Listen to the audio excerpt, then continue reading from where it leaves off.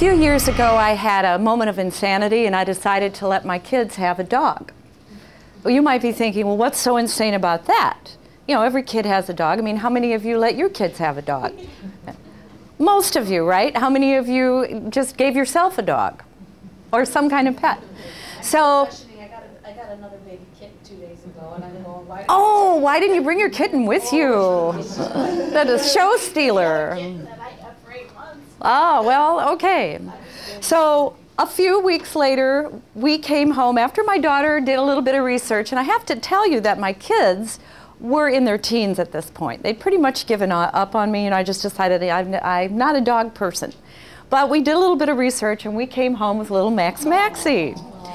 And so it's my first dog ever, and I'm walking Max around the neighborhood, and I'm thinking, you know, people are going to ask me, you know, what's his name, or what kind of dog is he? Those kinds of questions. I don't know what they're going to ask. I've never had a dog.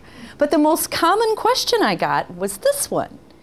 Have you had him to puppy training school? And so 6 weeks later, here are all the Maxies with little Max at puppy training school.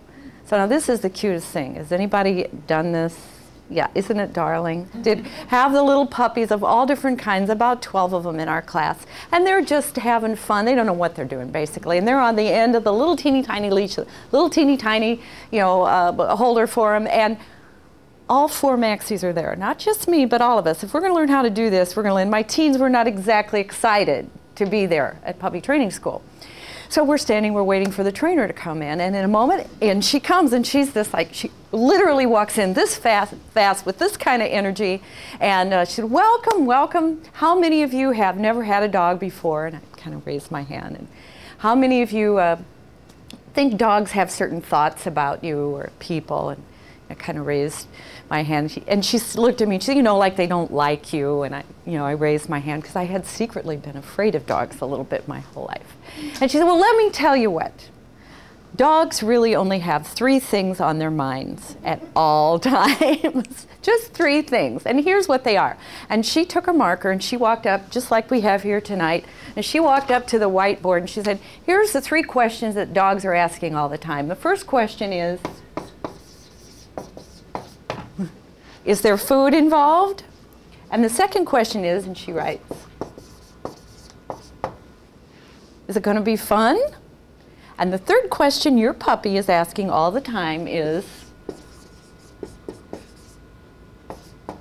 it safe?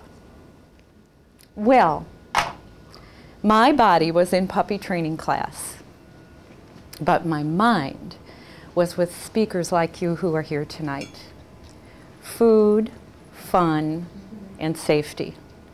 Don't our audiences want the same thing? Don't they want the food of the nourishment that you bring them based on your experience? Don't they want a little bit of fun? I mean, wouldn't you be just a little disappointed if we didn't have any fun tonight? I call it charisma and credibility. And here's how you can see it. Number one, you can see it in that puppy training class leader when she walked in. You saw her charisma with her energy. You saw her charisma with the way she structured the questions and got us involved right away. And yet you also saw her credibility because she knew the basics about dogs. You also realized when she started the class that this was going to be kind of interesting. She was going to keep it an experience and an interactive experience.